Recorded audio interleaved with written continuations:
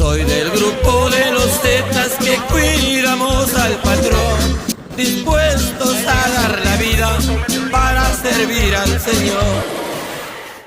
¿Qué pensarías si te dijera que existe una organización que tiene el único objetivo de crear psicópatas? Así como lo estás escuchando.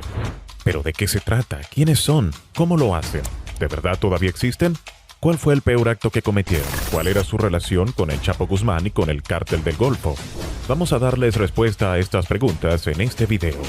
Esta organización fue considerada como uno de los grupos delictivos más sanguinarios del territorio nacional, y no miento. ¿Te sabes la historia del Z40? El hombre que comía el corazón de sus víctimas. De verdad. Acá te diré por qué lo hacía y todos los detalles. De verdad estaba endemoniado. Así que hoy, en Narcocultura, veremos. Así nació el cártel más sanguinario de México, la historia de los Z. Se llaman así debido al tono azul Z presente en la vestimenta de los soldados del Ejército de México. Surgidos en los años 90, este grupo inicialmente consistió en exmilitares reclutados para proporcionar seguridad a los integrantes del Cártel del Golfo. Según las investigaciones, Arturo Guzmán de Sena, un exteniente que se retiró de las filas del ejército en septiembre de 1997, fue el encargado de organizar la escolta por solicitud del líder delictivo Osiel Cárdenas Guillén. Tras la captura de Juan García Abrego, líder histórico del Cártel del Golfo, en enero de 1996, y una reconfiguración de fuerzas en el panorama delictivo, Cárdenas Guillén ascendió en 1998 al liderazgo de esta organización con base en Tamaulipas. El recién ascendido líder buscaba una unidad que le garantizara seguridad y neutralizara a sus rivales, especialmente los afiliados al Cártel de Juárez. La instrucción para el exmilitar Guzmán de Sena fue precisa. Prefería reclutar únicamente a individuos con experiencia militar. Para el año 1999, alrededor de 40 efectivos de diversas unidades y batallones en todo el país habían abandonado sus filas o desertado del ejército para unirse al grupo por invitación directa de Guzmán de Sena, quien asumió el liderazgo con el alias Z1. Y tenemos los nombres o alias de algunos de estos hombres. Alejandro Lucio Morales, Z2, Heriberto Lascano, Z3 o el Lasca, Rogelio González Pizaña, Z4, Jaime González Durán, Z5 o el Homer, Mateo Díaz López, Z6 o Comandante Mateo, Jesús Enrique Rejón Aguilar, Z7 o el Mamito, Oscar Guerrero Silva, Z8 o el Winnie Pooh, Galindo Mellado Cruz, Z9, Omar Lor Méndez Pitalua, Z10, Flavio Méndez Santiago, Z11, Luis Reyes Enríquez, Z12 o el Rex, Raúl Hernández Barrón, Z13 y Efraín Teodoro Torres, Z14. Dentro de ese grupo de antiguos militares que empleaban sus habilidades castrenses para el negocio del narcotráfico, figuraban hombres extremadamente peligrosos con los que nadie se querría cruzar en la calle. Desde su reclutamiento, estos sicarios demostraron su habilidad militar perpetrando numerosos homicidios y llevando a cabo asaltos a cárceles para liberar a sus aliados, primero en Tamaulipas y luego expandiendo sus operaciones a Nuevo León, Jalisco y Michoacán. Sobre estos crímenes hablaremos más adelante, así que atento. En los inicios de los años 2000, cuando el grupo protagonista de este video surgió como el brazo armado de Osiel Cárdenas Guillén, había poco que los diferenciara de otros grupos delictivos en ese momento. No obstante, desde ese preciso instante, había señales que sugerían que no era una organización ordinaria, eran completamente distintos. Sus vínculos con el ya extinto Grupo Aeromóvil de Fuerzas Especiales del Ejército Mexicano y con la prestigiosa Escuela de las Américas, bajo la operación del Ejército de los Estados Unidos, les otorgaron un elemento diferenciador respecto a otros grupos similares. Irónicamente, este nuevo grupo planteó un reto adicional. Los miembros más capacitados de las Fuerzas Armadas ya no solo enfrentaban dificultades para contener la rápida expansión del narcotráfico en México, sino que también se unían al bando contrario, algo totalmente insólito. Tras la muerte de Guzmán de Sena en 2002 y la captura de Osiel Cárdenas en 2003, los Zetas se encontraban sin líder. Esta ausencia de autoridad provocó la ascensión de Heriberto Lascano como el nuevo líder de la organización. Con el protagonismo de este hombre conoceremos al tipo que se comía el corazón de sus víctimas. Quédate hasta el final para conocer toda la historia.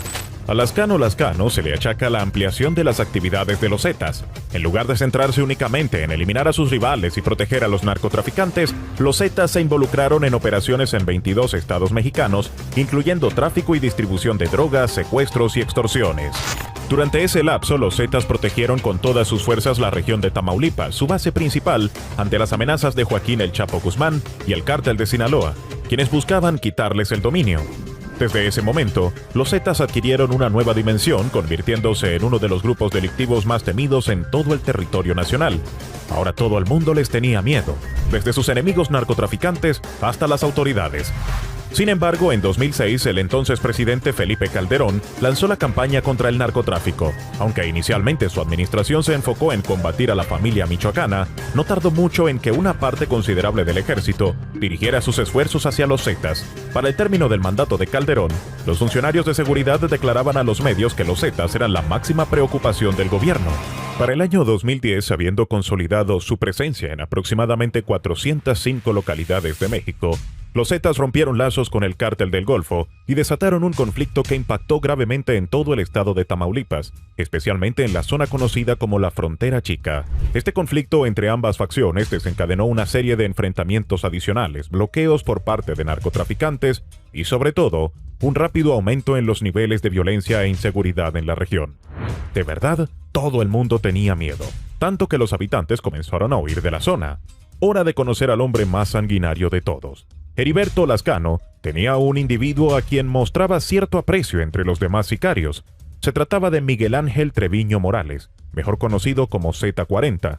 Gracias a su reputación como un asesino despiadado, Treviño Morales ascendió velozmente en la jerarquía de la organización criminal. Aunque no lo creas, este tipo se destacaba por prácticas extremadamente brutales, como morder el corazón de sus víctimas mientras aún estaban con vida, solo porque tenía la creencia de que esto lo volvería invencible. Además, reclutaba a sus sicarios mediante la presión, obligándolos a perpetrar asesinatos al azar como parte de su iniciación en la organización. Totalmente horrible. Sin duda, es uno de los peores hombres de todo el grupo. Sin embargo, el fin de estos hombres llegaría poco a poco. Los Zetas reaccionaron ante la ofensiva gubernamental de una manera similar.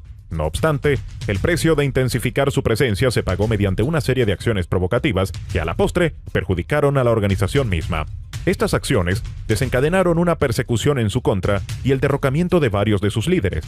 Una de estas acciones tuvo lugar cuando arrojaron explosivos en el corazón de Morelia durante las celebraciones por la independencia de México en Michoacán.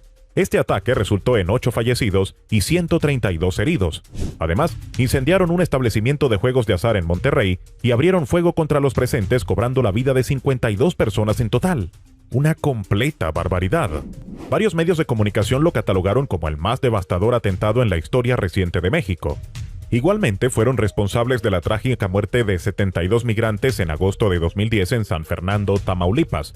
Además, en 2011, como represalia por la filtración de información sensible a la DEA, lideraron una masacre en la localidad de Allende, Coahuila. Los tipos de verdad no conocían el valor de la vida humana. Eran unos psicópatas en serio. Tras la eliminación de Heriberto en un enfrentamiento con la Marina en octubre de 2012, los Treviño Morales asumieron el control absoluto de los Zetas. Sin embargo, la organización también enfrentó divisiones internas, especialmente tras la captura del Z40. Durante varios años, los Zetas mantuvieron su estructura hasta que exlíderes encarcelados como el Rex y Bravo 01 crearon el Cártel de los Zetas a vieja escuela para desafiar el control de los Treviño Morales. Esto dividió a la organización en dos. La presión gubernamental y los ataques rivales llevaron al declive de los Zetas, especialmente tras la captura del Z42 en 2015. Actualmente, la influencia del grupo se limita a Tamaulipas y todos sus fundadores están muertos o encarcelados. En Narcocultura, tú también puedes opinar. ¿Crees que este grupo delictivo fue el más peligroso de todo México? ¿Qué piensas acerca de la participación de exmilitares en organizaciones criminales como los Zetas? Escribe allá abajo, te estaré leyendo. Y este ha sido el video de hoy. Sinceramente espero te haya gustado. Si así fue, activa la campanita de allá abajo para que no te pierdas ninguno de mis videos. ¡Hasta luego!